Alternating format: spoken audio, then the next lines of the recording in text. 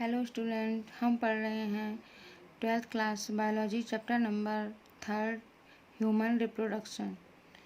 आज का हमारा टॉपिक है बेटा गैमीटोजेनेसिस। What is gametogenesis? तो the testis in males and ovary in the females produce gametes, that is sperm and ovum respectively by the process called gametogenesis। इस process को क्या बोलते हैं? गैमीटोजेनेसिस। मतलब प्राइमरी सेक्स ऑर्गन मेल में टेस्टिस तथा female में ओवरी प्रेजेंट होते हैं, जिनमें गैमीटोजेनेसिस के द्वारा क्या बनते हैं? गैमीट्स। जैसे मेल में क्या बनते हैं? स्पर्म। फीमेल में क्या बनते हैं? ओवम, जिनको क्या बोलते हैं हम? एग्स। इसके बाद अब हम देखेंगे बेटा स्पर्मेटोजेनेसिस। क्या देखेंगे? स्पर्मेटोजेनेसिस। तो the production of sperm is called क्या? स्पर्मेटोजेनेसिस। स्पर्म के बनने की प्रोसेस को क्या बोलते हैं हम? स्पर्मेटोजेनेसिस। अब आप लोग बेटा बहुत अच्छे से सुनना एक एक पॉइंट को, कि प्यूबर्टी के समय टेस्टिस में इनमैच्योर, मैंने आपको बताया कि टेस्टिस में जो कैसे थे? इमैच्योर जर्म सेल, जिनको बोलते हैं हम क्या? स्पर्मेटोगोनिया। क्या बोलते हैं? स्पर्मेटोगोनियम। ये आप देख सकते हैं, फिगर भी साथ साथ देखते चलें। ये क्या है? यानी कि प्यूबर्टी के समय टेस्टिस में क्या प्रेजेंट होते हैं? इनमैच्योर मेल जर्म सेल्स प्रेजेंट होती हैं, जिनको क्या बोलते हैं? स्पर्मेटोगोनिया। स्पर्मेटोजेनेसिस के द्वारा ये क्या करती हैं? स्पर्म को प्रोड्यूस करती हैं। अब याद करना सेमिनिफेरस ट्यूब्यूल्स की इनर वॉल में जो प्रेजेंट होते हैं स्पर्मेटोगोनिया। अगर हम सिंगुलर फॉर्म में बोलेंगे तो इसको स्पर्मेटोगोनियम, जो माइटोटिक डिवीजन द्वारा संख्या में कैसे करते हैं? इंक्रीज होते हैं, संख्या में बढ़ जाते हैं। और जो एब्री स्पर्मेटोगोनियम डिप्लॉयड होता है, और उसमें कितने हैं? 46 क्रोमोसोम प्रेजेंट होते हैं। कितने प्रेजेंट होते हैं? 46 क्रोमोसोम प्रेजेंट होते हैं। कुछ स्पर्मेटोगोनिया में टाइम पर क्या होती है? मियोसिस होती है, जिनको हम लोग क्या बोलते हैं? Primary spermatocytes. क्या बोलते हैं? Primary spermatocytes. आप लोग फिगर देख लीजिए आपके एनसीईआरटी में, ये देख लीजिए। पहले इस फिगर को आप समझिए। यहाँ पे देखिए ये क्या है? आपके स्पर्मेटोगोनियम। देख लीजिए, दिख रहा है सही से? स्पर्मेटोगोनियम ये कैसे होते हैं बेटा? ये डिप्लॉयड होते हैं। ये कैसे होते हैं? डिप्लॉयड का मतलब 46 क्रोमोसोम प्रेजेंट होते हैं। पर कुछ स्पर्मेटोगोनियम में समय समय पे क्या होती है? मियोसिस होती है, जिनको हम लोग क्या बोलते हैं? Primary spermatocyte. आप लोग देख सकते हैं ये जो स्पर्मेटोगोनिया है एट प्यूबर्टी एज पे, किस पे है? प्यूबर्टी एज पे। इनमें क्या होता है? माइटोसिस। आप लोग जान सकते हैं कि माइटोसिस में क्या होता है बेटा? कि एक सेल अपने ही जैसी सेम सेल बना लेती है। तो ये आप देख सकते हैं कि प्यूबर्टी पे ये क्या है? स्पर्मेटोगोनिया। इसमें क्या हुई? माइटोसिस हुई, और माइटोसिस में क्या हुआ? डिफ्रेंशिएशन हुआ, और आपके क्या बन गए? Primary spermatocytes. क्या बने? Primary spermatocytes. अब जो सम प्राइमरी स्पर्मेटोसाइट प्रथम यानी कि फर्स्ट मेयोटिक डिवीजन पूरा करके इक्वल हैप्लॉइड सेल्स बनाते हैं। कैसी सेल्स बनाते हैं? इक्वल हैप्लॉइड सेल्स बनाते हैं। इन्होंने इक्वल हैप्लॉइड सेल्स को बनाया, जिसको हमने नाम क्या दिया? ए सेल्स और बी सेल्स। अब इक्वल हैप्लॉइड सेल बना के जिसे हम लोग क्या बोलने लगते हैं? Secondary spermatocyte. क्या था? Secondary spermatocyte. अब ये जब सेकेंडरी स्पर्मेटोसाइट में फिर अगेन मेयोटिक डिवीजन होता है। क्या होता है? मेयोटिक डिवीजन होगा, तो यहाँ पर क्रोमोसोम की संख्या कैसी हो गई? 23। आप देख सकते हैं यहाँ पर कितनी? 46 थी। ये सेल अपने आप को क्या किया? डिफ्रेंशिएट किया। डिफ्रेंशिएट करने के बाद में क्या? फर्स्ट मेयोटिक डिवीजन हुआ, तो क्रोमोसोम नंबर कितने हो गए? उसका सेकेंड मेयोटिक डिवीजन हुआ, उसके बाद क्रोमोसोम नंबर कितने हो गए? 23। क्लियर? अब सेकेंडरी जो स्पर्मेटोसाइट हैं, इनमें फिर से क्या होगा? सेकेंड मेयोटिक डिवीजन के बाद में 4 इक्वल हैप्लॉइड स्पर्मेटिड्स बनते हैं। कितने? 4 इक्वल हैप्लॉइड स्पर्मेटिड्स बन गए। आप लोग देख सकते हैं बेटा। और जो स्पर्मेटिड्स का जो स्पर्मेटोजोआ है, स्पर्मेटोजोआ का मतलब होता है स्पर्म। स्पर्मेटोजोआ को ही हम लोग क्या बोलते हैं? स्पर्म। जो स्पर्म में ट्रांसफर, जो आपके जो स्पर्मेटिड्स हैं ये कैसे हैं, देखो इमेच्योर हैं, अभी राउंडेड हैं। क्या स्पर्म का शेप दिख रहा है, नहीं ना। तो यही जो स्पर्मेटिड्स हैं ये कैसे हो जाते हैं, आगे डिफ्रेंशिएट होके और किस में कन्वर्ट हो जाते हैं, स्पर्मेटोजोआ यानी कि स्पर्म में। ये आगे जाके किस में कन्वर्ट हो गया, आपकी स्पर्म में। जैसे ही ये स्पर्म में कन्वर्ट हुए, जैसे कहाँ ट्रांसफर हुए, तो इसी प्रोसेस को यानी कि स्पर्मेटिड्स का जो स्पर्मेटोजोआ में ट्रांसफर होना, इसी प्रोसेस को हम लोग बोलते हैं क्या, इसी को बोलते हैं स्पर्मियोजेनेसिस। क्या बोलते हैं, देखो स्पर्मोजेनेसिस और स्पर्मियोसेशन में दोनों में क्या है, बहुत बड़ा डिफरेंस है। एक होता है स्पर्मिएशन, एक होता है स्पर्मिएशन। यानी कि स्पर्मिएशन का मतलब होता है release of sperm from seminiferous tubule. Seminiferous tubule याद करना, मैंने फिगर में दिखाया था, जो सेमिनिफेरस टिब्यूल्स था वहां से जब स्पर्म रिलीज होते हैं तो उस कंडीशन को बोलते हैं स्पर्मिएशन। और यहाँ पर जो स्पर्मेटिड्स हैं वो कन्वर्ट हो रहे हैं किसमें, स्पर्मेटोजोआ में, तो इसको बोलते हैं स्पर्मियोजेनेसिस। क्या बोलते हैं, स्पर्मियोजेनेसिस। स्पर्मिएशन एंड स्पर्मियोजेनेसिस में डिफरेंस है दोनों में। फिर स्पर्मियोजेनेसिस के बाद में स्पर्म क्या है, हेड सेल्स सर्टोली सेल्स में क्या है, एम्बेडेड हो जाता है, और अंत में स्पर्मिएशन द्वारा स्पर्म क्या है होता है, सेमिनिफेरस टिब्यूल से रिलीज हो जाते हैं। जब सेमिनिफेरस टिब्यूल से रिलीज हो जाते हैं, दिस कंडीशन इज कॉल्ड क्या है, स्पर्मिएशन। क्या है, स्पर्मिएशन। और जो सर्टोली सेल्स हैं वो यही फिगर आपको क्लियर हुआ बेटा। स्पर्मेटोगोनिया में माइटोसिस हुआ, सीमेन जैसी सेल बनी, इसके बाद प्राइमरी स्पर्मेटोसाइट्स बने, उसमें फर्स्ट म्यूटेट डिवीजन हुआ 23 क्रोमोसोम्स। सेकेंडरी स्पर्मेटो, पहले तो ये कब स्टार्ट हो जाता है, एट ए प्यूबर्टी एज से, प्यूबर्टी एज से। सेकेंडरी स्पर्मेटोसाइट में कितने 23 क्रोमोसोम। इसमें फिर से म्यूटेक डिवीजन हुआ, म्यूटेक डिवीजन में क्या बने आपके स्पर्मेटिड्स, जो कैसे थे, इनमैच्योर। उसके बाद डिफ्रेंशिएट होकर ये किस में कन्वर्ट हो गए, स्पर्मेटोजोआ यानी कि स्पर्म में।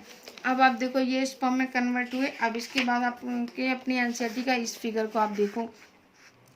इस फिगर में क्या स्पर्मेटोगोनियम थे और ये किस में धसे हुए थे, देखो आसपास देख सकते हैं सर्टोली सेल, और ये सर्टोली सेल्स क्या कर रही थी, न्यूट्रिशन प्रोवाइड कर रही थी।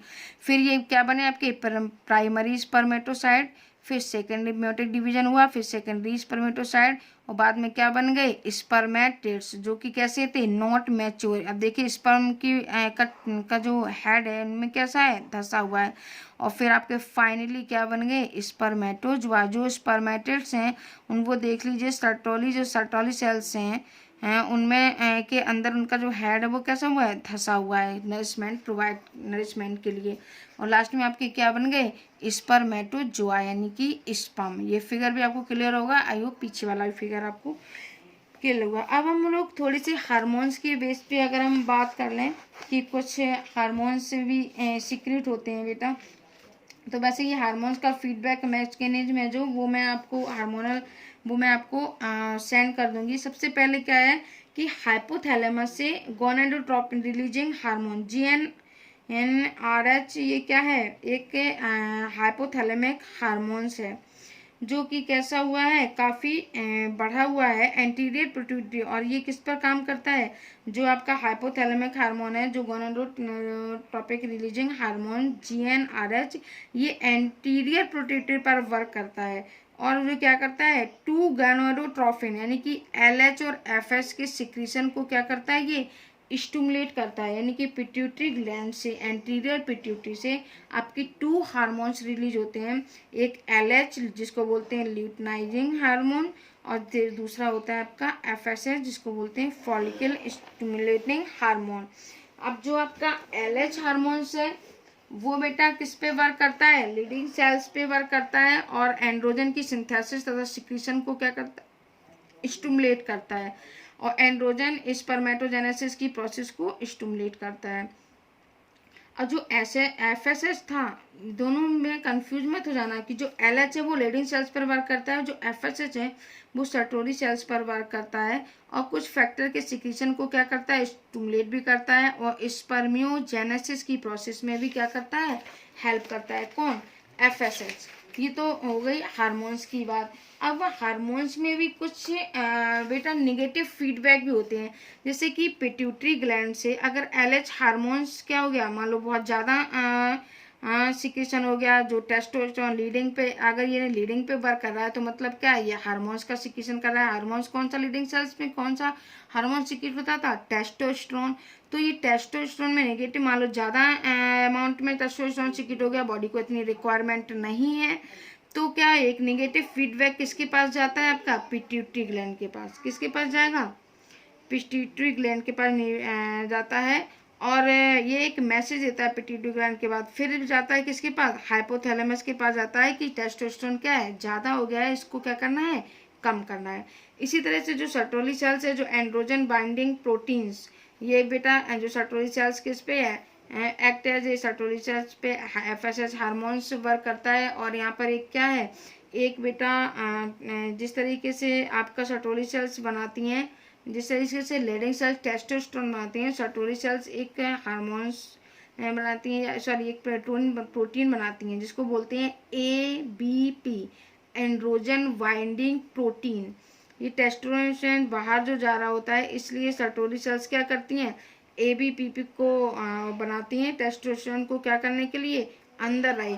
जैसे टेस्ट सेमिनिफेरस ट्यूब्यूल्स था, उसके अंदर बहुत सारा सर्टोली सेल्स के अंदर ही जो आपका सॉरी टेस्टोस्टेरोन था, हार्मोन्स था, ये हार्मोन्स क्या हो जाए, इन ट्यूब से बाहर ना निकल जाए, इसको यहीं पे बाइंड करने के लिए जो सर्टोली सेल्स हैं वो क्या करती हैं, एंड्रोजन बाइंडिंग प्रोटीन को बनाती हैं। अब यहाँ पर ये नेगेटिव फीडबैक का जब ये भी हार्मोन्स ज़्यादा हो जाता है तो एक नेगेटिव फीडबैक जाता है इनहिबिन।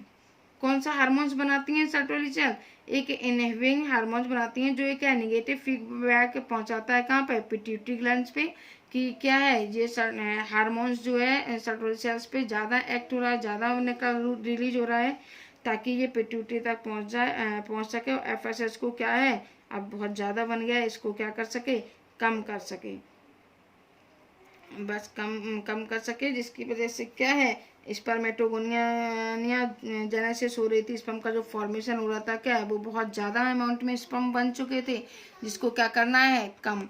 सीधा सा कहने का मतलब ये है बेटा कि जो सर्टोली सेल्स भी एक हार्मोन्स रिलीज करती हैं, कौन सा, इनहिबिन, ये भी एक नेगेटिव फीडबैक पिट्यूटरी पर पहुंचाती है कि एफएसएच क्या है, ज़्यादा रिलीज हो गया है, अब रिलीज एफएसएच को नहीं करना है, क्योंकि स्पर्मियोटोजेनेसिस हो चुकी है, यानी कि स्पर्म बहुत ज़्यादा अमाउंट में बन चुके हैं, अब स्पर्म की रिक्वायरमेंट नहीं है।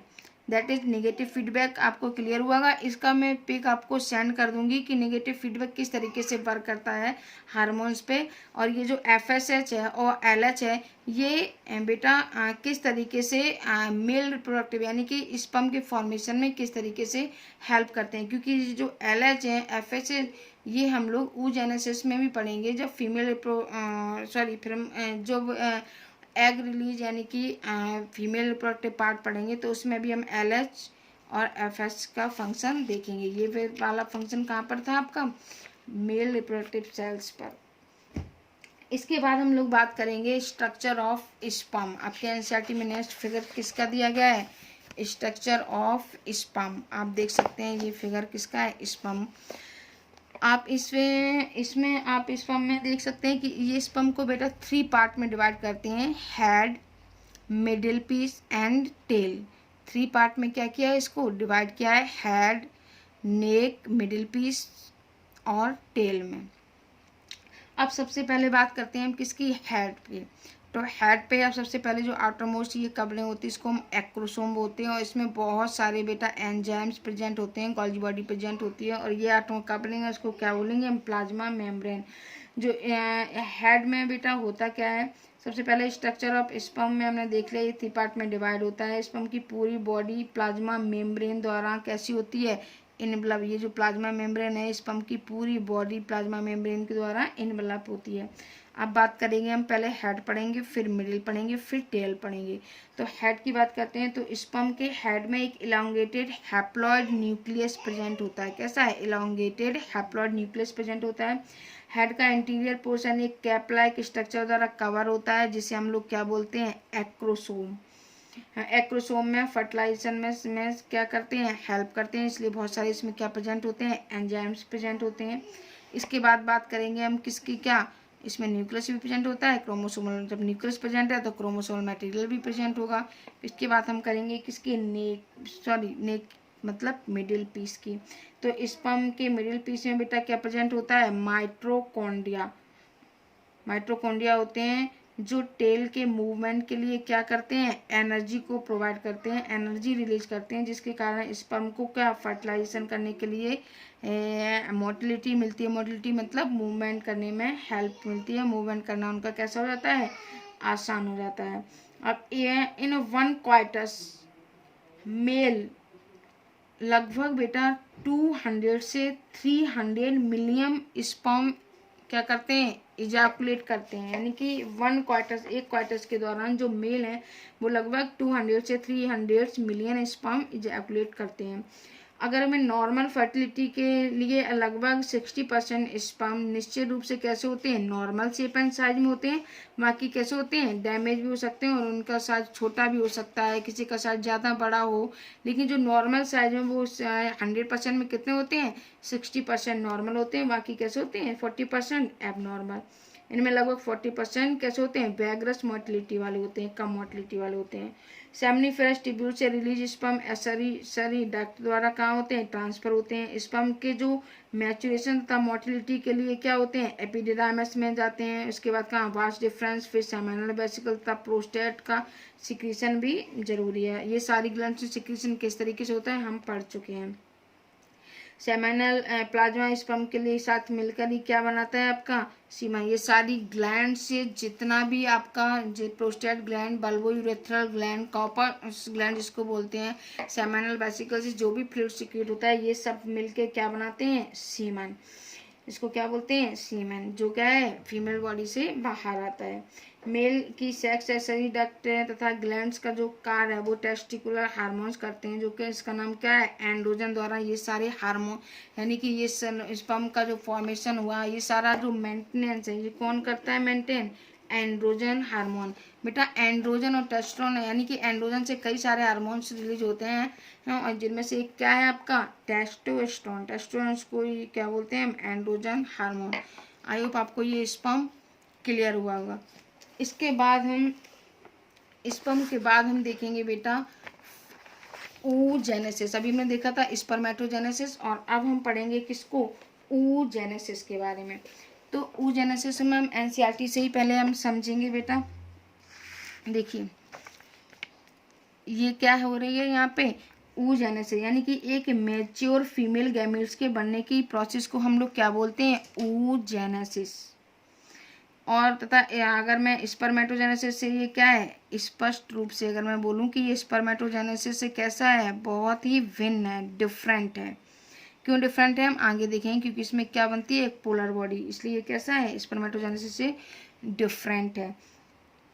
oogenesis की शुरुआत एम्ब्रियोनिक डेवलपमेंट के दौरान ही हो जाती है। देखो स्पर्मेटोजेनेसिस कब हो रहा था, प्यूबर्टी एज पे, लेकिन जो oogenesis की प्रोसेस है वो कब है, जब एम्ब्रियोनिक डेवलपमेंट के दौरान ही क्या हो जाती है, स्टार्ट हो जाती है। और जो एवरी फीटल ओवरी में 2 मिलियन गैमीट्स मदर सेल्स, यानी कि 2 मिलियन गैमीट्स मदर सेल्स, जिसको क्या बोलते हैं हम, oogonia बनते हैं। कितने, 2 मिलियन। अब फिर बर्थ के बाद oogonia ना तो फॉर्म होते हैं और ना ही क्या होते हैं, जब क्या हो जाता है, बर्थ हो जाता है, फीटल बर्थ हो जाता है, इसके बाद में ना ही oogonia कैसे होते हैं बेटा, ये फॉर्म होते हैं, और ना ही बर्थ के बाद ये ना तो फॉर्म होते हैं और ना ही इनमें क्या है, कोई हम ऐड कर सकते हैं। इन सेल्स में डिवीजन शुरू हो जाता है। अब ये जो सेल्स हैं इनमें क्या हुआ, अब ये एक oogonia थी, ये किस में थी, फीटल लाइफ। ये जो टाइम पीरियड चल रहा है किस में, फीटल लाइफ में चल रहा है। इसके बाद में जब क्या, और ये प्रोसेस यानी कि जो प्राइमरी oocyte जैसी बन जाते हैं, जो फर्स्ट मेयोटिक डिवीजन कंप्लीट हो जाता है प्रायर ओवुलेशन पे, तो ये क्या है, प्रोफेज फर्स्ट में जाके ये बेटा ये क्या हो जाते हैं, ये रुक जाते हैं। जैसी प्रोफेज फर्स्ट कंडीशन, अब प्रोफेज एनाफेज ये सब आपने पढ़ रखा है कि प्रोफेज क्या है और एनाफेज क्या है और मेटाफेज क्या है, ये सब कुछ आपने पढ़ रखा है, हमने 11th क्लास में आपको सब पढ़ाया है। अगर फिर भी आपको नहीं समझ में आया तो आप समझ लो कि जो माइटोसिस था उसमें बेटा होते हैं प्रोफेज, मेटाफेज, एनाफेज, टीलोफेज। और इसी की तरह माइटोसिस का ही जस्ट अपोजिट होता है meiosis first and meiosis second. तो इसी तरह से होता है कि मियोसिस फर्स्ट में क्या होगा, prophase first, metaphase first, anaphase first, telophase first. इसी तरह मियोसिस सेकेंड में होता है prophase second, metaphase second, anaphase second, telophase second. ये भी आप लोग अच्छे से देख लेना। इन सेल्स में क्या हो जाता है, डिवीजन। और मियोसिस से प्रोफेज फर्स्ट में क्या कर गए, ये मियोसिस हुई, मियोसिस से क्या है, ये प्रोफेज फर्स्ट में ही एक एंटर कर गए।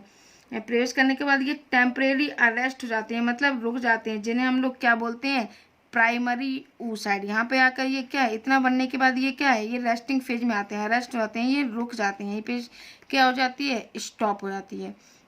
फिर चाइल्ड का क्या हो गया, बर्थ हो गया, बच्चे का क्या हो गया, जन्म हो गया। इसके बाद ये प्रोसेस यहीं तक रुकी हुई है, यानी कि प्राइमरी oocyte बन गई। उसके बाद में क्या है, meiotic division complete prior an ovulation. ये क्या है, कंप्लीट हो चुके हैं, किसके लिए, ओवुलेशन। लेकिन फिर प्रत्येक जो प्राइमरी oocyte है वो ग्रेनुलोसा सेल्स की एक लेयर द्वारा क्या है, घिर जाती है। अब देखो फिर वही वाली बात आ गई आपकी कि ये जो प्राइमरी फॉलिकल है, जब ये बर्थ से पहले कितने सारे बन चुके थे, बनने के बाद जब ये बच्चे का जन्म जाता है, जन्म के बाद जब प्यूबर्टी एज आती है, तो प्यूबर्टी एज पे क्या होता है, ये एग ओवुलेशन के लिए कैसे होने लगते हैं, मैच्योर होने लगते हैं, यानी कि 1 मंथ में 1 एग ही रिलीज होता है। तो ये जैसे ही मैच्योर होने लगते हैं एग, तो इन मैच्योर एग में एक आउटर मोस्ट ये क्या बनाने लगते हैं, कवरिंग। जब ये कवरिंग बना लेते हैं, इसी को क्या बोलते हैं, इस कवरिंग को हम ग्रेनुलोसा बोलते हैं। क्या बोलते हैं, ग्रेनुलोसा सेल्स की एक लेयर द्वारा घिर जाती है, जिन्हें हम क्या बोलते हैं, प्राइमरी फॉलिकल। क्या बोलने लगते हैं, प्राइमरी। जब ये कवरिंग बना लेते हैं तो इसी को क्या बोलते हैं, प्राइमरी फॉलिकल। अब ये प्राइमरी फॉलिकल, सेकेंडरी फॉलिकल हम अभी देखेंगे। प्राइमरी फॉलिकल का एक बड़ा अमाउंट बर्थ से पुबर्टी तक क्या हो जाता है, नष्ट हो जाता है। और प्यूबर्टी के समय प्रत्येक ओवरी में से केवल 60,000 से 80,000 प्राइमरी फॉलिकल बचते हैं। यानी कि ये जो आपके प्राइमरी ये स्टॉप हो गई थी, स्टॉप के बाद में क्या होगा, ये एक बना प्यूबर्टी एज पे। और यहाँ पर आप देख सकते हैं बेटा, प्यूबर्टी एज पे जब ये मेयोटिक डिवीजन होगा, जब ये प्राइमरी oocyte से ये सेकेंडरी oocyte बनेगा, तो यहाँ पर ये 2 बनते हैं। तो ये एक तो क्या है, आगे जाके सर्वाइव करता है, और दूसरा क्या रहता है, पोलर बॉडी बन जाती है, फर्स्ट पोलर बॉडी। यानी कि ये ऐसे ही बना होता है, यानी कि ये डैमेज हो जाता है, इसका कोई फंक्शन नहीं रहता, कोई काम नहीं रहता है। और ये आगे जाके क्या बनाता है, ओवम जो क्या होता है, रिलीज होता है। और ये फिर सेकेंडरी पॉलीवर देगी, जब ये ओवम बन गया और ये ओवम क्या हो गया, रिलीज हो गया। इसी तरह से ये प्रोसेस क्या है, चलती रहती है। अब देखो ये प्राइमरी फॉलिकल ग्रेनुलोसा सेल्स की ओर एक अधिक लेयर द्वारा घिर जाते हैं, जिनको हम लोग बोलते हैं क्या, सेकेंडरी फॉलिकल। सेकेंडरी फॉलिकल जल्दी किस में कन्वर्ट हो जाते हैं, टर्सरी फॉलिकल में बन जाते हैं। टर्सरी फॉलिकल की एक विशेषता होती है बेटा, इसमें एक फ्लूइड से भरी कैविटी होती है, जिसे हम क्या बोलते हैं, एंट्रम। क्या बोलते हैं, एंट्रम। अब अच्छा ये जरा ये फिगर देखिए, आपको ये क्लियर होगा। फॉलिकल क्या होते हैं, देखो ड्रामेटिक सेक्शन ऑफ ओवरी। जैसे ये प्राइमरी फॉलिकल oocyte बना, ये देखिए यहाँ पर ब्लड वेसल्स प्रेजेंट है। ये आपके पार्ट किसके अंदर का है, ये ओवरी के अंदर का पार्ट है। ये फिगर किसके है, ओवरी के अंदर का फिगर है। आप देख सकते हैं इसमें ब्लड वेसल्स है। यहाँ पर देख लीजिए ये इनमैच्योर बहुत सारे प्राइमरी फॉलिकल रखे, यानी कि ये जो 60 से कितने हैं, 80,000 प्राइमरी फॉलिकल इस तरीके से बने हुए हैं ओवरी में। फिर ये क्या होगा, इनमें से एक प्राइमरी फॉलिकल क्या होगा, मैच्योर होना स्टार्ट करेगा। क्या बना होना, मैच्योर। तो ये प्राइमरी फॉलिकल बना, फिर ये सेकेंडरी फॉलिकल बना, सेकेंडरी फॉलिकल फिर जाके क्या हुआ, मैच्योर हुआ, फिर जाके ये क्या बन गया, टर्सरी फॉलिकल। अब टर्सरी फॉलिकल बना तो इसमें देखो एक कैविटी टाइप स्ट्रक्चर बन गया। इस कैविटी टाइप स्ट्रक्चर को हम लोग क्या बोलते हैं, एंट्रम। क्या बोलते हैं, एंट्रम। ये टर्सरी बन गया। टर्सरी के बाद में फिर ये बेटा क्या बन गया, लास्ट में ये आपका टर्सरी फॉलिकल में बदल गया। टर्सरी फॉलिकल की विस्तार फिर कैविटी भी, इसमें इसको एंट्रम बोलते हैं।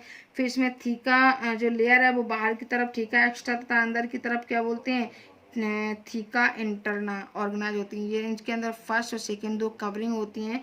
जो आउटर कवरिंग होती है उसको क्या बोलते हैं, थीका एक्सटर्ना। जो अंदर की तरफ होती है उसको थीका एंटरना में ऑर्गेनाइज हो जाती है। टर्सरी फॉलिकल के अंदर प्राइमरी oocyte के जो साइज में क्या होने लगती है, इंक्रीजमेंट बढ़ने लगता है तथा फर्स्ट म्योटिक डिवीजन द्वारा क्या हो जाता है, पूरा हो जाता है। यह डिवीजन अनइक्वल होता है जिसके फलस्वरूप एक लार्ज हैप्लॉइड सेकेंडरी oocyte तथा एक छोटा बन जाता है, इसको क्या बोलते हैं, first polar body. Secondary oocyte primary oocyte के न्यूट्रिएंट्स से साइटोप्लाज्म की मात्रा को क्या करता है, सुरक्षित रखता है।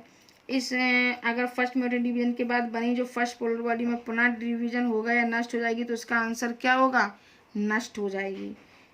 इस समय हम इसके बारे में कुछ और भी नहीं कह सकते हैं। जो टर्सरी फॉलिकल आगे चल के क्या है, मैच्योर फॉलिकल क्या बना देता है, आपका ग्राफियन फॉलिकल में चेंज हो जाता है। सेकेंडरी oocyte अपने चारों तरफ सराउंडेड में क्या एक मेम्ब्रेन बना लेता है। इस मेम्ब्रेन को क्या बोलते हैं, ये सेकेंडरी oocyte जो है ये अपने चारों तरफ एक मेम्ब्रेन बना लेता है, जिस मेम्ब्रेन को हम नाम देते हैं क्या, जोना पैलोसिडा बोलते हैं। अब ग्राफियन फॉलिकल फटकर, ये जो ग्राफियन फॉलिकल है जब ये फट जाती है, रप्चर हो जाती है बेटा, रप्चर होने के बाद में सेकेंडरी oocyte का ओवरी से क्या हो जाता है, सेकेंडरी oocyte यानी कि ये जो oocyte है जो ओवम है ये क्या हो गया, बाहर आ गया। वैसी बाहर आने की प्रोसेस को हम लोग क्या बोलते हैं, ओवुलेशन। ओवा का ओवी से बाहर होना, रिलीज होना, यानी कि secondary oocyte is release in outside body is called outside ovary is called ovulation. ओवा का रिलीज होना क्या कहलाता है, ओवुलेशन। क्या आप स्पर्मेटोजेनेसिस और oogenesis के मेजर डिफरेंस को आइडेंटिफाई कर पाए, आपको ये क्लियर हुआ इन दोनों में क्या डिफरेंस है।